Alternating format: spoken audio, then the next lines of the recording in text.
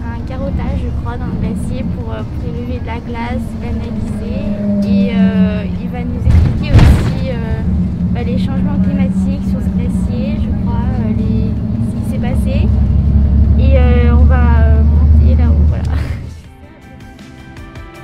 Après, il y a un point de vue technique qui est pour nous une grande inconnue parce que moi, j'ai jamais fait d'alpinisme. Après, Béa, elle en a fait un petit peu, mais voilà, on n'est pas des experts là-dessus et on doit encadrer les élèves. Donc, on sait qu'il y a un guide, on sait qu'il y a Lucas qui est glaciologue qui est avec nous, il y a un pisteur. Donc ça va, mais c'est vrai que j'ai pas été formée pour ça, quoi. Je pense que par rapport aux attentes qu'on a, c'est surtout d'apprendre des choses parce qu'on va être encadré par des professionnels et aussi de passer un bon moment tous ensemble.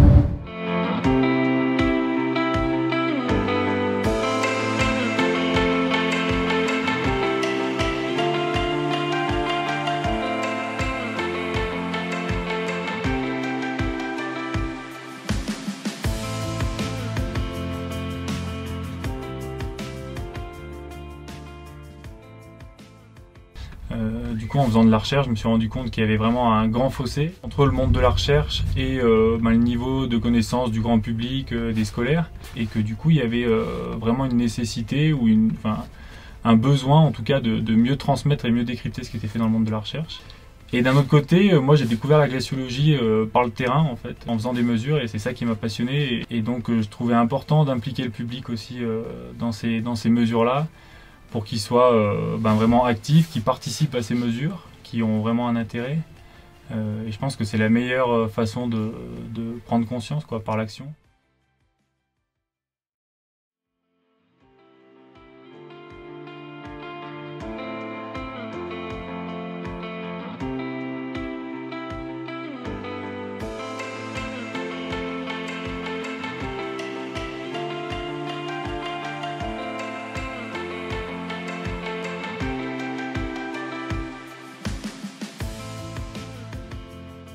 C'est des propositions de l'Union européenne en fait dans Erasmus. Alors, Erasmus c'est un dispositif européen et Béatrice a rencontré une collègue de Croatie qui mène un certain nombre de projets, donc elle est coordinatrice. Là elle avait en tête de mener un nouveau projet avec du développement durable en thème principal. Et du coup on est rentré dans le projet avec elle et avec ses autres partenaires européens. Et nous en France on a dû développer un peu plus sur une thématique locale et nous on a choisi les glaciers. Et il se trouve que l'année dernière j'ai rencontré Delphine Six qui est glaciologue à l'IGE de Grenoble, avec qui je discutais un petit peu et qui m'a donné le contact de Lucas Navaz en me disant qu'il serait sûrement partant, et que finalement on a mis en place ce format avec 6 heures de formation théorique et puis une sortie terrain qu'on fait aujourd'hui. Voilà. Là en gros, ceux qui organisent ce qu'on fait aujourd'hui, ils ont creusé un trou de 3,10 m de profondeur et à l'aide de plusieurs outils, on mesure la masse de chacune des couches, à quoi ressemblent les cristaux de neige. Et avec la loupe, on peut analyser la glace et derrière la carte, on a des dessins qui nous permettent de savoir quel type de neige c'était. En fait, on a fait un carottage. On prend le carottier.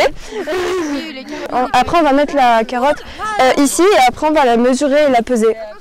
Pour pouvoir observer leur poids et leur taille et comparer par rapport aux carottes donc le glaciologue et les pisteurs ont extrait l'hiver dernier. Et comme ça, on peut comparer l'évolution du glacier, comment il se déplace, etc. Et donc ces données, elles sont utilisées déjà pour venir étoffer le nombre de glaciers qui sont suivis dans le monde. Environ 150 sur 200 000, donc là ça en ferait un de plus. Et puis il y a la station de la Grave qui est là aussi et qui est finalement très intéressée par ces données, parce que ça va contraindre un peu son activité dans le futur.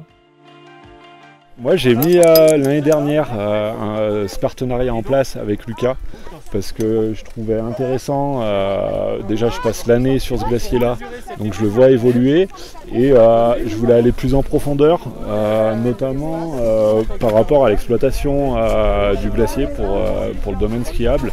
C'est très intéressant pour nous, pour les futurs aménagements qui sont en projet. Pour suivre un petit peu la démarche de Morgane, j'ai une activité sur le domaine l'hiver qui est assez conséquente, avec des sondages par battage, une lecture du manteau neigeux, un regard sur l'évolution de la neige durant tout l'hiver, mais qui se situe plutôt à une altitude beaucoup plus basse qui est celle de 2004. Et là, ça donnait la possibilité d'avoir un regard sur l'altitude, sur ce glacier, et avoir un fil conducteur comme ça de l'évolution du manteau neigeux, été-hiver, qui me semblait très intéressant.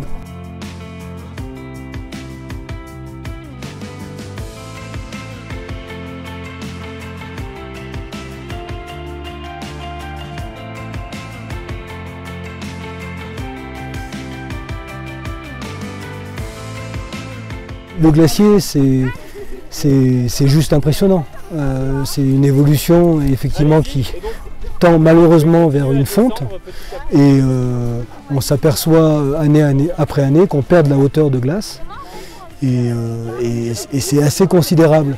En tant que guide, on a des cols comme celui de la Gérose, comme la brèche de la Meige, qui deviennent très difficiles maintenant à traverser à partir d'une certaine période dans l'été.